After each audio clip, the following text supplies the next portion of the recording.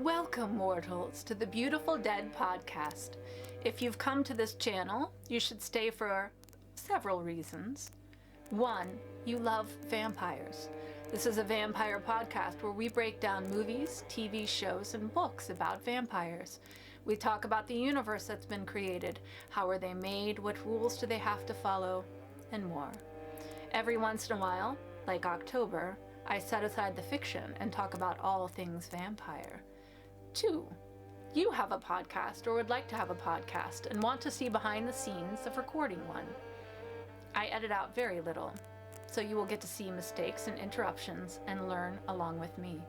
Or 3, you're a fan of the podcast and you just want to watch me record it live. Or you like my books and you can't get enough of me. So, if you're still here, I promise it's due to your own free will, and I have not used my powers to keep you here.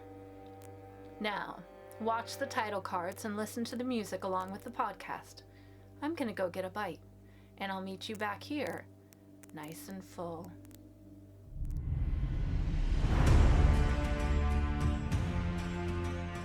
Hello? Really? Vampire! We take your candy! Count Dracula. I am Dracula. And I bid you welcome, Mr. Hunt, to my house. Come in. Our first award goes to the vampire for most blood drained in a single evening. The strength of the vampire is that people will not believe in him.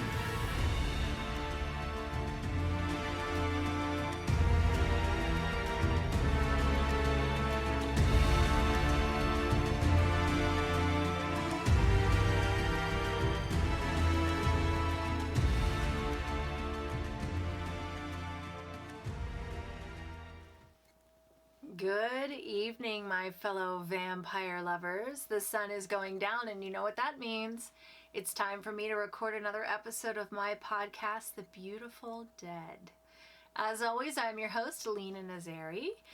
Go to lenanazari.com to find links to social media, appearances, join my fanged family, become part of my street team, all that good stuff. I can't believe it, but we are at the end of our vampire Iceberg. It's been a journey, let me tell you. I don't think I've ever done so much research in my whole life, but I'm having an absolute blast doing this. I'm impressed with myself at how much on this iceberg I already knew about, and then also like had some fun learning about things I had never heard about before. So definitely having a blast. Sounds like you guys are really enjoying it. If you would like to do more stuff like this, please let me know. I'm always open to whatever you want to see, and I want to adapt this podcast and this channel to whatever you guys want, especially now in October in spooky season, which is absolutely my favorite time of year. I'm so sad that it's quickly coming to an end, but it's been so much fun. And please come back next week to hear the first hour of the Bite Shift audio. If you're somebody who loves audiobooks, you'll get a taste of how I am doing it. And if you're somebody who's already read Bite Shift, you'll get to hear my interpretation of it. Or if you just like me and vampires and the podcast, and just come see what I've been putting so much work into. All right, let's do it. Let's finish off the vampire iceberg. We are in the last layer, layer 7. None of us are coming back from this. This layer appears to be serial killers or real vampires. So let's dive right in. This is my favorite. I've done this before on this podcast, so let's do it. James P. Riva is also called the schizophrenic vampire. He was a murderer in 1980 in Massachusetts. At the age of 23, he shot his grandmother and then drank the blood as it poured out of her, then burned the body and the home to try and cover his tracks.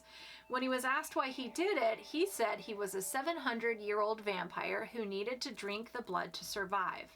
However, once he was in custody, the story would change a few times. So for some people, he said, I'm a vampire. I was living off the blood of animals, and finally I had to escalate to a human, and I chose my grandma.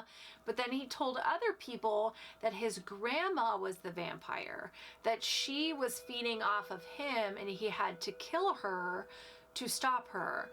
What's interesting about this case is he shot her with a golden bullet because I guess he believed that he needed to use a golden bullet to kill her. I don't know what the symbolism is and all of that, but that is James P. Riva, aka the schizophrenic vampire. John George Haig, also known as the acid bath murderer. So basically, he was a murderer. As the name suggests, he put people into acid baths to turn them into sludge to get rid of the bodies. When he was finally caught, he told people that he drank the blood of his victims. However, there was no actual proof that that ever actually happened.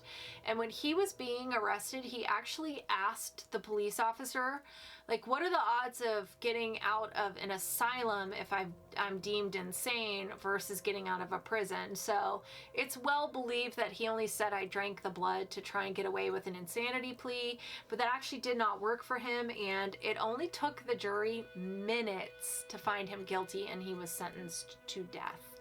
That's the acid bath murderer. Richard Chase.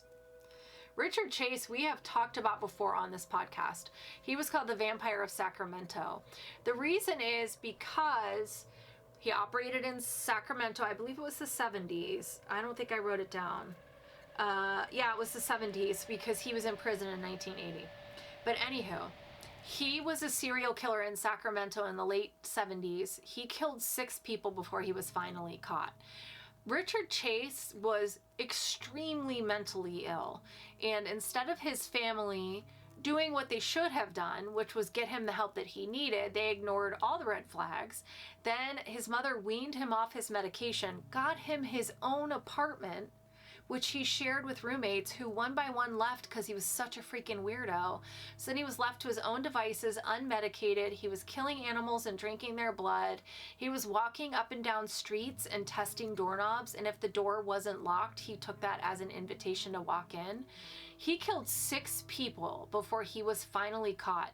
And when the police went into his apartment, there was buckets of blood. There was blood on all the silverware, the plates. There was blood everywhere. There was like intestines.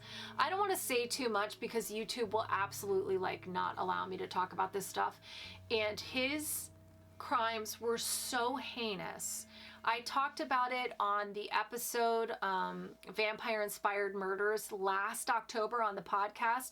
So if you really want to hear about Richard Chase, you can go listen to that. You can Google it yourself, but I'm not going to talk anymore about him because there's no need to. Alan Menzies. This was in 2003 in Scotland. Hello, Scotland. He was a man who was 21 years old. He was absolutely obsessed with Queen of the Damned. I talked about him last October as well. So he had seen it per him over 100 times. Who knows, or over 1,000 times. Who knows how many times he actually watched this. But he brought his friend over who was, he was 23, the friend was 21, brought his friend over, said, oh my God, you have to watch this movie. Per him, the friend said something disparaging or rude about the movie. The killer Alan, was obsessed with Queen Akasha, believed that Queen Akasha was talking to him, they were destined to be together, and that if he sacrificed somebody for Queen Akasha, she would make him into a vampire. So when this guy said something bad about the movie, he killed his friend. I think he beat him with a hammer first, then he stabbed him, all this stuff, whatever. I can't say too much about it because, again, they're not going to let me. YouTube is not going to let me. He said he was doing it to appease the Queen Akasha, but instead he was found guilty and sentenced to death. So, and that was just 20 years ago. So that, we're not talking a million years ago. Peter Toma.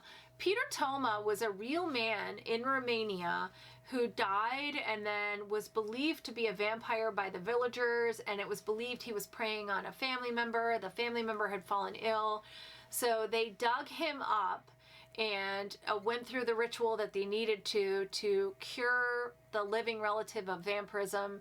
I believe that they exhumed him. I think there was a scythe involved, and they pulled out his heart. They burned his heart. They took the ashes from that, put it into water, had the victim drink it. The villagers drank it to protect them from the vampires. The reason why this is so interesting, because we've heard this 1,000 times, and I don't know why this wasn't on the previous layer when we were talking about news stories, but the reason this is so interesting is because this just happened in 2008. Yeah. Like, it just happened. So there's still people in Romania who are like exhuming bodies and drinking ashes and all that good stuff. And listen, I don't blame you. I get it, okay? But that's Peter Toma. Matthew Hardman, this was in the United Kingdom. We've talked about him too before on this podcast. He was a 17-year-old who was a paper boy, and there was this little old lady, like 90 years old, on his paper route. And one day he decided, you know what I'm going to do? I'm going to go kill that lady. So he breaks into her house. She's watching TV. He kills her. Then he takes 2 fire pokers and arranges it into a cross at her feet. Then he gets like a saucepan. He cuts out her heart, he like drains her blood into the saucepan, and then he drinks the blood. So the trial ran 14 days. He said that he was fascinated by vampires, that he wanted to be a vampire, and he believed that this was the way to become a vampire, and that's why he did what he did. The trial said that he was interested not only in vampires, but in the occult, and that he had subscriptions to these specialist magazines. He would go online to websites and browse different websites such as the Vampire Donor Alliance and the Vampire Rights Movement. Now, 2 months prior to this murder, reportedly there was a German exchange student in his house, and he like bit her and asked to drink her blood. So anywho, he's been in prison since this time, 2001, but just now, just 2 months ago, he actually filed an appeal to try and get everything overturned, and it is just now being reviewed. So we'll have to keep an eye on this one. It's an interesting case.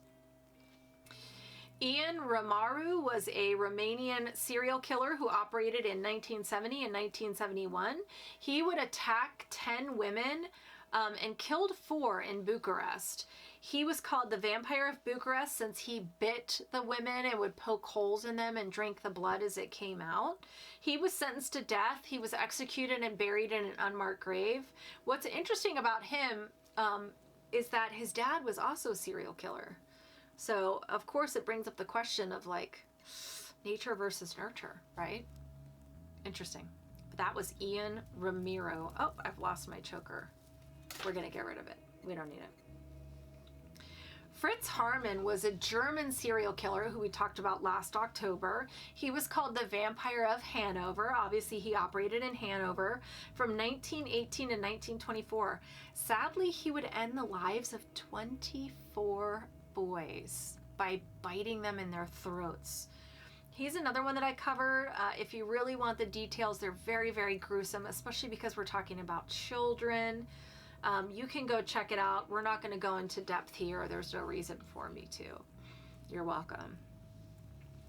Magdalena Solis is an interesting one because she's a female, and we don't get too many female serial killers. And what's really interesting about her is that she's not just a female serial killer, but one that is actually driven by passion is a word I'm just afraid YouTube is gonna, what does it matter, right? At this point, it's not like I'm making money off of these. Anywho, she was a sexually driven, sadistic serial killer, which is very, very rare in females. She was also a cult leader, which is also like, what? And this was in Mexico in 1963. I don't want to talk too much about it because of the nature of her crimes. If you really want to, you can dig down into it. It's pretty awful. She was called, I think, the Blood Priestess or the Priestess of Blood. You can check it out yourself. But she ran a cult, and basically this cult was a way for her to abuse people and have power over people and do whatever she wanted without them questioning it, or because they were so afraid of her. But eventually, orgies became too boring. So she decided she needed to up her game. So she introduced what she called the blood ritual, which was essentially human sacrifice. Interesting enough, the victims were always people who dissented against her and disagreed with her. Isn't that interesting? So I'm not sure how many people died at her hands, but basically she would get the blood into a chalice. She would mix the chalice with marijuana or peyote. She would pass it around the cult. They would drink it. They believed it gave them supernatural powers. Bro, it was peyote. You were just high, okay? You did not have supernatural powers. But what happened was this young boy like stumbled into the cave where the cult was performing its ritual and like took off for the cops and told the cops everything. So they were all arrested. She was given a 50-year sentence for the 2 murders that they could actually pin on her, but who knows how many people she actually took out. They could only find her guilty. They only had enough evidence for 2 murders, and she got 50 years. Roderick Farrell, we have talked about on this podcast before. So Roderick Farrell was a cult leader in 1996 in Kentucky. He claimed that he was a 500-year-old vampire named Visago, which was actually a character that he created and played in the role-playing game Vampire the Masquerade, which we have talked about on this podcast. But man, he took that character and he ran with it. And he convinced a group of teens, because they were all teens, by the way. He convinced a group of teens that he was this 500-year-old vampire, and they called the cult the Vampire Clan, which is fine. You know, like, you can role play all you want. The problem is that they went on to murder a couple in Florida. The couple was actually the mother and father of one of the cult members. They murdered these 2. Roderick was the one that did the actual murdering. Then they fled. Roderick had burned a V into the man's chest, and they took off. They ended up like in Louisiana. One of the girls called her grandma for money, and grandma was like, yeah, sure. And she hung up, and then she called the cops and was like, I know where my granddaughter is. So they were all found and arrested. He was found guilty, sentenced to death, and was the youngest member on death row for 2 years before Florida overturned the sentencing and gave him life in prison without the possibility of parole instead. Most recently, in 2020, he applied for early release and was denied. Sorry, Roderick. Renfield. Such a broad topic. So, it could have been the movie, but I don't think so, because that would have been way closer to the top. I'm thinking it's the literary character. However, it's on a layer with like a bunch of serial killers and murderers and real people. So I don't know. So I'm going to make an executive decision since it's my podcast. And we are going to talk about the literary character from the novel Dracula. R.M. Renfield is a character from Dracula. He was a solicitor who was sent to Count Dracula to help him buy properties in London. Well, he ends up going mad. He comes back to England completely insane, gets locked up in an asylum, and then Jonathan Harker is sent out to finish the business, which we all know how that turns out in the novel. Renfield is locked up in the asylum, which is run by Dr. Seward, and Dr. Seward is like trying to get to the root of what's happening here. Renfield says, I have to eat the flies, I have to eat the animals and the insects because that's how I get life, because the blood is life, and my master told me this. And when he starts to admit more and more and more, we find out that Dracula has said, I will give you eternal life if you do my bidding, and if you don't question me, and you eat these insects. P.S. also help me get my hands on Mina. So it's like a whole big thing. So then at one point in time, Renfield changes his mind, and he tells Mina, like, you need to run. He's coming after you. We all know this story, right? If you don't know the story of Dracula, message me and we will have a very long conversation. But essentially, he does not survive the novel. But what's interesting is the character would become so famous and would actually have a psychological condition named after him called Renfield syndrome, which is also called clinical vampirism. And that's where the person who is suffering from it has a pathology that's very similar to the character from the novel. So the first stage is zoophagia, which is a compulsion to eat insects and animals. drinking their blood. And then as it gets worse, the behavior becomes more and more deviant, and then it culminates with a compulsion to drink another person's blood, which is then an act that medical professionals call true vampirism, which means intentionally harming another individual for the purpose of drinking blood. So the very same behavior that you see from Renfield in the novel now has an actual condition named after it. So very interesting. There's 2 things left on this layer, and I specifically put them to the bottom because they are huge topics, and they are topics that I covered my first October of this podcast, and it's been a couple years, so I thought we have the time, since we're only covering the last layer on this episode. We're getting so close to Halloween. They both have certainly earned their time on this podcast. So let's go back and talk about our 2 names left on the layer, Countess Elizabeth Bathory and Vlad Tepes. Let's do it. Countess Elizabeth Bathory, who's also been called the Bloody Countess. Born in August 1560 in Hungary, Elizabeth was born in a castle to her father Baron George VI and her mother the Baroness Bathory. Her uncle Andrew Bathory had been voivode of Transylvania at one point, and her maternal grandfather had also held this position in Transylvania, the same one that was held by Vlad 100 years prior. She was also related to the King of Poland and the Grand Duke of Lithuania, so Elizabeth was born into a very noble family. Elizabeth would suffer from epilepsy, rumored to be the result of inbreeding. We're not judging, okay? We're just reporting. It's alleged that at the time, one of the remedies was to rub the blood of a non-epileptic on the lips of the epileptic, possibly triggering what could happen in the future. So hold on to that. There's no proof of this, but it's a possibility. At the age of 10, Elizabeth would be promised to be married to the Count. There was a rumor that Elizabeth gave birth to an illegitimate child at 13 that was taken away, but we'll talk about this more in Vlad's story as well. Villagers like to gossip, okay? So who knows what the truth was? I don't know. In 1575, at 15, Elizabeth would marry Count Ferenc, who was 19. Since her social standing was higher, he would take on her last name when they married, making them the Count and Countess Bathory. After marrying, they moved into a castle in the Carpathian Mountains, which was a gift from his mother. Thanks, Mom. In 1578, her husband would be put in charge of the Hungarian army and left to lead them into battle against the Ottoman Empire, much like Vlad did. Elizabeth would manage the estate and the business. He returned from battle and they would have 5 children. In 1601, he would develop pain in his legs, and in 1603, he would no longer be able to walk. In 1604, he would succumb and pass away.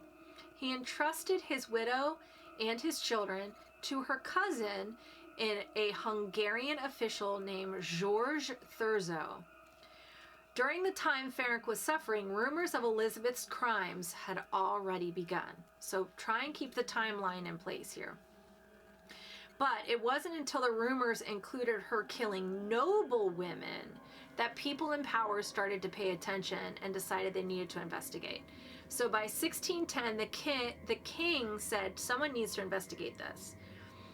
The man that he would assign to investigate Elizabeth was George Thurzo, the person who was also like her guardian. Thurzo arrived unannounced to the castle and would find one girl dead and one that he referred to as prey in a letter to his wife. By 1611, they would collect 300 witness statements and put Elizabeth under arrest. This was the accusation. Ready? If you don't know this story, I'm so excited for you to hear it for the first time. Okay, so here's what the Countess was accused of. The Countess began with girls ages 10 to 14, and then moved on to daughters of the lesser gentry, whom had been sent to her home to learn etiquette. She was accused of beating the girls, burning them, mutilating them, biting them, starving, and leaving them in the cold. Some reports said she was a cannibal, and some reported she would cover the girls with honey and live ants. Two of the witnesses reported they personally saw the Countess kill and torture young servant girls. To save her royal family from humiliation and stop the crown from seizing her immense property and fortune, there would be no real trial. She was convicted by those in charge of 80 counts of murder, would be confined to the castle until her death in 1614 when she was 54. It is important to point out that many of the witnesses admitted to hearing the tales and not actually seeing it. Some witnesses were relatives of girls who had been sent to the castle and died. The 4 servants who were arrested and accused of helping her, confessing to helping bury the bodies, but they did so under torture. Depending on reports, she's been accused of up to 650 murders. This was by a witness who reported that Bathory had written 650 names down, but there's no actual evidence of any of this. Another interesting side note is that the king owed the Bathorys a large debt, which was canceled in exchange for the family being in charge of Elizabeth's captivity. The stories of her bathing in girls' blood to regain and retain her youth did not emerge until 100 years after her death. As a nurse, I can tell you that blood in a bathtub is going to clot way before anybody's climbing into that bath. So the whole thing seems like a little bit absurd. It's not impossible, but it's kind of unlikely. Now, there's a letter from a priest reporting excessive cruelty from the Countess and her husband towards their servants. So it's very possible that they were not good to these young women. It's possible that young women died under their care because of the way that they treated them. But the idea that she bathed in the blood of 650 young girls before she was finally stopped is hard. It's hard to believe. However, she is listed in the Guinness Book of World Records as the most prolific female murderer. She has been called the Bloody Countess, the Countess Dracula. Being linked to Transylvania, it's not long before she was linked to vampires. She has been the inspiration for movies like Mama Dracula, Daughters of Darkness, Chastity Bites, Immoral Tales, Countess Dracula, Werewolf Shadow, Bathory, the Countess of Blood, and the Countess. She has been inspiration for characters from American Horror Story, if you've ever seen Hotel. She was in Fright Night 2, New Blood, actually filmed and set in Romania. There's a beautiful art teacher that's revealed to be a vampire who is then revealed to be the Countess Bathory if you've never seen it. And it's not just movies. She's even a major character in the video game Castlevania, which we talked about on the very first layer. There is a black metal band named after her, and the Cradle of Filth wrote a song called the Bathory Aria, all about her. But the thing I want you guys to think about is it's a time when women were not well respected, and she is a woman who was left after her husband died with an immense amount of money and wealth and land, and the king owed the Bathorys like a bunch of money. So when she was investigated, by the way, the king is the one that started the investigation, then they said, hey, we know that you killed anywhere between 60 and 650 women, but if you cancel out the debt I owe you, then I'll just let you remain in your house under house arrest. That's suspicious. So, as much as I love the Countess Bathory, as much as I will always talk about her, looking back on it, she probably didn't do all the stuff that she was convicted for.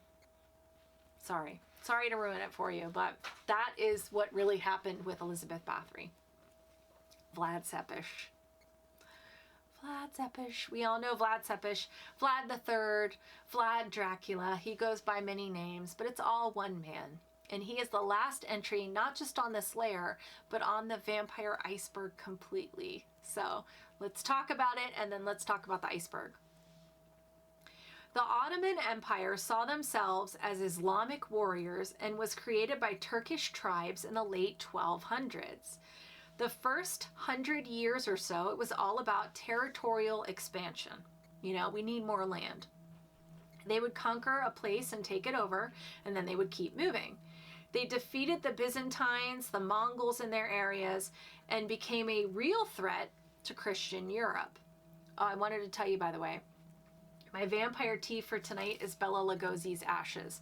It's actually a nighttime tea, but I really wanted the soothing on my throat.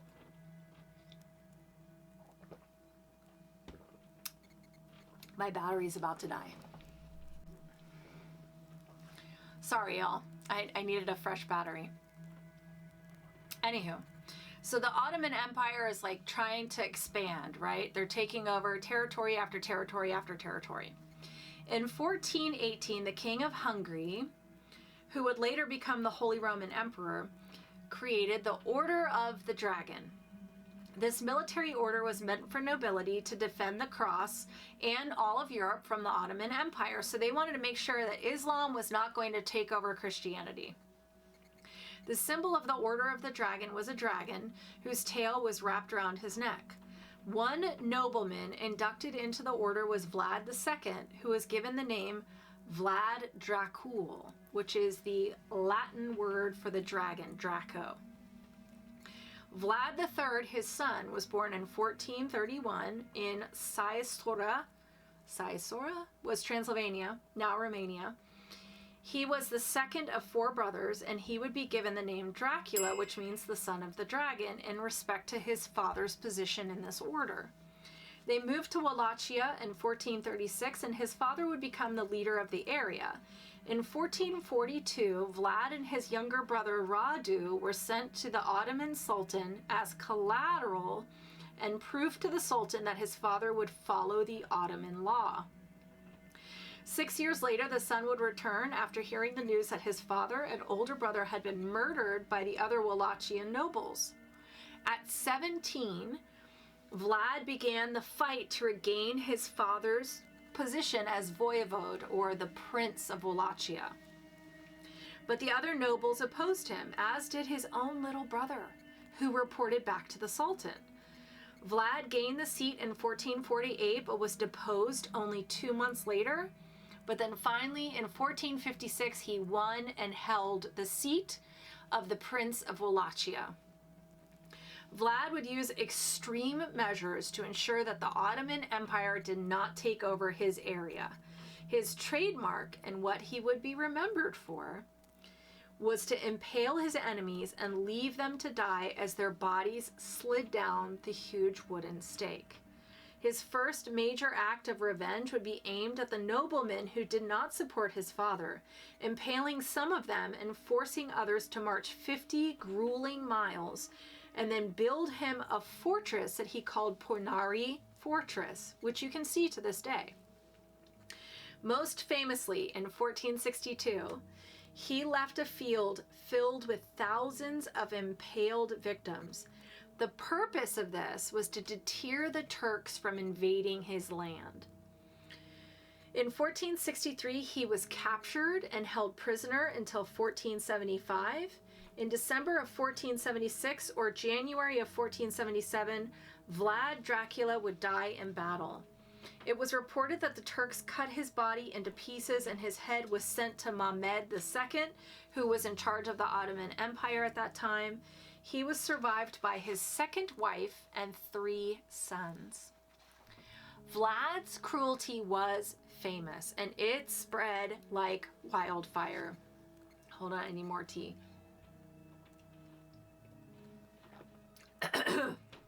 Because who doesn't like some good, juicy gossip?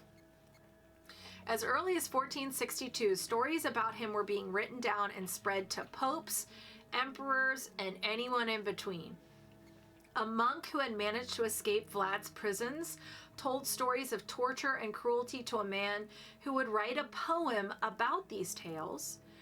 Vlad's One story said that he ordered, one of the stories that was written down about Vlad said that he ordered the impalement of 2 monks to assist their travel to heaven. Then he ordered for their donkey to be impaled because it was braying after its master's death. A man named Antonio Bonfini wrote, and I quote, Turkish messengers came to Vlad to pay respects, but refused to take off their turbans, according to their ancient customs. Whereupon he strengthened their custom by nailing their turbans to their heads with 3 spikes so they could never take them off again. In Germany, books written about Vlad were one of the first bestsellers in Europe. To enhance sales, they were published in books with woodcuts on their title pages, which depicted horrific scenes. For example, the editions that were published in Nuremberg in 1499 and Strasbourg in 1500 depicted Vlad dining at a table in a field surrounded by thousands of impaled people. This is a very famous image of Vlad. Vlad had a big copper cauldron built and put a lid made of wood with holes on top of it. He put people in the cauldron and put their heads in the holes and fastened them there. Then he filled it with water and set it afire, letting people cry their eyes out as they were boiled to death. He invented frightening, terrible, unheard of tortures. He ordered women to be impaled together with their babies suckling at them. Their babies fought for their lives as their mother's breasts died. Then he had the women's breasts cut off and put the babies inside head first, impaling them together. Who knows if that's true or not? Now, there are many people nowadays who will say, Vlad did what he had to do to save his people from the Turks. Vlad did what he had to do to keep crime at a minimum. A local poet in the 19th century felt that Vlad was a reformer whose acts were necessary to save Romania and regain some form of public order. I think it is important to mention, much like with Elizabeth, gossip has been around since the dawn of time. And there was not like a whole lot to do back then. So stories like this, not only are they going to spread like wildfire because they're juicy and they're interesting to talk about, but as they spread, it's like a game of telephone. Like every time you tell the story, it gets a little worse and a little worse and a little worse and a little worse. We have seen this time and time and time and time again. While there are documents and letters to back up some of this, they were recorded by humans. And you don't always know what's true and what's not. I mean, these papers that are found are just written by some person who said, well, I heard this and I heard that. The first connection between Vlad Tepes and vampires came in 1897 when an Irishman named Bram Stoker wrote a little novel that went down into history and would change vampires in the public perception forever. So interesting. That is the story of Vlad Tepes. Obviously, you could probably research Vlad till the day you leave this earth. There's so much out there about him. But that is Vlad Tepes. He was partly the inspiration for Dracula. We know that there were many things that came together to inspire Bram Stoker to write that story. But Vlad Tepes was a big part of that. And when you speak to Romanians, you know, people have varying ideas of Vlad and what he did and why he did what he did. But it's a real historical figure. It's a real part of history. Who knows what it was like back in that time? Who knows what really happened and what didn't, or why he did what he did? But I'm just here to report it, okay? That's it. So that is the end of the vampire iceberg. Oh my gosh. What an undertaking. When I first saw this image, I was like, yeah, I'm gonna do that. And then I started doing the research and I thought, oh my gosh, what have I done? It is so much work. But now it's done. It's done. I did it. You guys went on this ride with me. So here are my thoughts about the vampire iceberg. At first, I believed it was most known to least known. But Vlad Tepes is at the bottom, and he's very well known.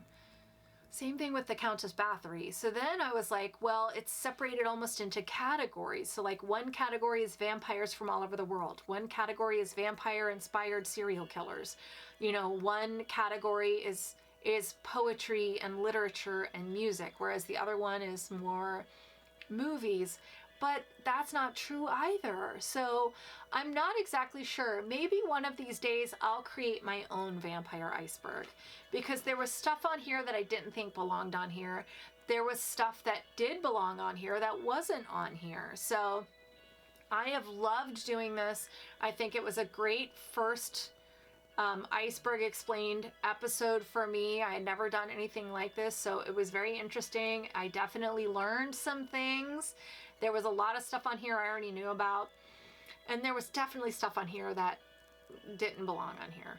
That being said, boy, did I have fun trying to pronounce some of this stuff. So for the last time, I'm going to apologize for my pronunciations on these episodes. I'm sure you got a good laugh out of me trying to say Vraikalakis. Did I get it? Vraikalakis?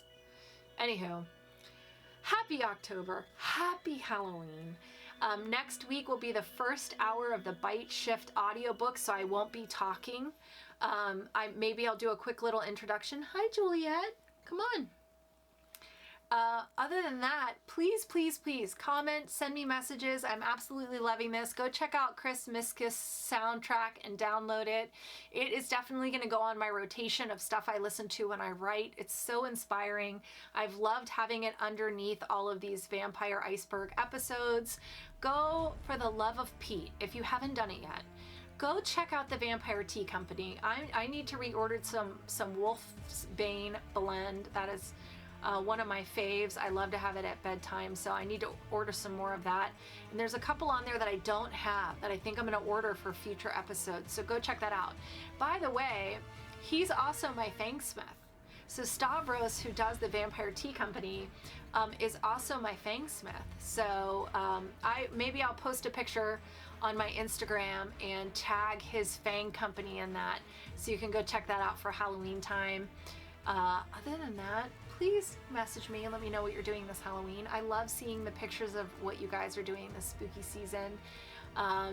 Next week is the Bite Shift audiobook, and then we will be back to what we normally do in November, which is reviewing movies and TV shows and books and having a little fun with all the stuff that's been created around vampires.